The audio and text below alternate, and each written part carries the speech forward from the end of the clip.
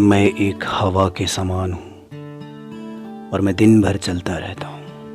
हम उनकी बात कर रहे हैं जिन्होंने हमारे ज़िंदगी और हमारे देश के लिए अपना महत्वपूर्ण योगदान दिया है। उनमें से स्वामी विवेकानंद जी एक हैं। तो आज हम इनके बारे में कुछ चीज़ें जानेंगे। इनका जन्म 12 जनवरी 1863 को कोलकाता में हुआ था और इनके पिताजी विश्वनाथ दत्त और माता भुवनेश्वरी देवी थी। विवेकानंद जी के संन्यास धारण करने से पहले इनका नाम नरेंद्र नाथ दत्त था और ये बेसिकली नरेन नाम से प्रचलित थे, मीन्स जाने जाते थे। इनका परिवार धनी, कुलीन और उदारता व विद्या के लिए विख्यात था। विश्वनाथ दत्त कोलकाता के उच्च न्यायालय में अटॉर्नी एट लॉ थे और कोलकाता उच्च न्यायालय में वकालत करते थे। वह एक विचारक, अति उदार, गरीबों के प्रति सहानुभूति रखने वाले, धार्मिक एवं सामाजिक विषयों में व्यवहारिक और रचनात्मक दृष्टिकोण रखने वाले व्यक्ति थे। इनके पिता पाश्चात्य सभ्यता में विश्वास रखते थे और वह अपने पुत्र नरेंद्र को भी अंग्रेजी पढ़ाकर पाश्चात्य सभ्यता के रास्ते पर चलाना चाहते थे।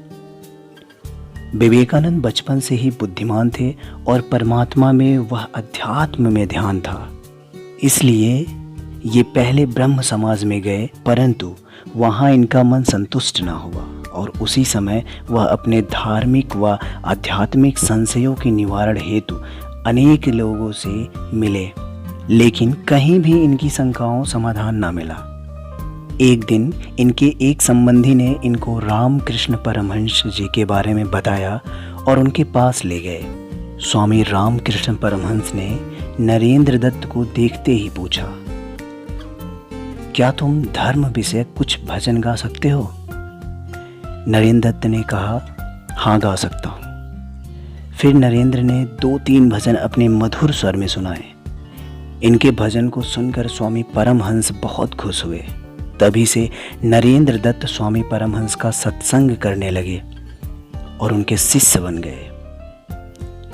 स्वामी विवेकानंद वेदांत मत के दृढ़ अनुयायी बन गए थे और 1887 से 1892 के बीच स्वामी विवेकानंद अज्ञातवास में रहे।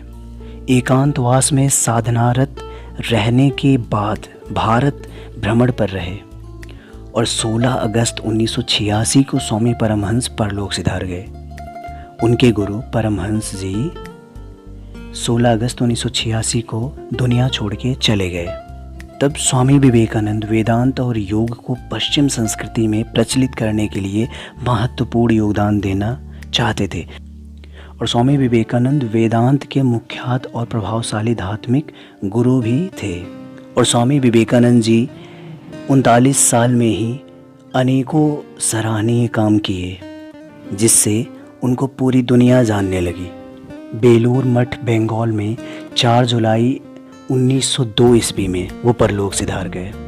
आज युवा पीढ़ी को नए आविष्कारों और आइडियाज़ की ज़रूरत है और बेरोज़गारी आज भी देश की सबसे प्रमुख समस्याओं में से एक है। और आज देश की युवा पीढ़ी को स्वामी विवेकानंद के महान विचारों से बहुत मदद मिल सकती है।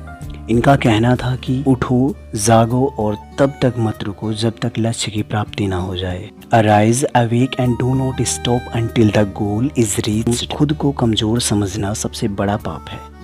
The greatest sin is to think yourself weak. और ये कहीं ना कहीं ये बातें सही है कि यदि आप खुद को कमज़ोर समझेंगे तो आप किसी भी काम के लिए, किसी भी लक्ष्य के लिए अग्रसर नहीं हो पाएंगे और ना उसे क्रैक कर सकते हैं, ना उसे पा सकते हैं। उनका कहना था कि सत्य को 1000 तरीकों से बताया जा सकता है, फिर भी हर एक सत्य ही होगा। तुम्हें कोई पढ़ा नहीं सकता, कोई आध्यात्मिक नहीं बना सकता। तुमको सब कुछ खुद अंदर से सीखना है, आत्मा से अच्छा कोई शिक्षक नहीं। You have to grow from the inside out. None can teach you, none can make you spiritual. There is no other teacher but your own soul. इनका कहना था कि ब्रह्मांड की सारी शक्तियाँ पहले से हमारी है।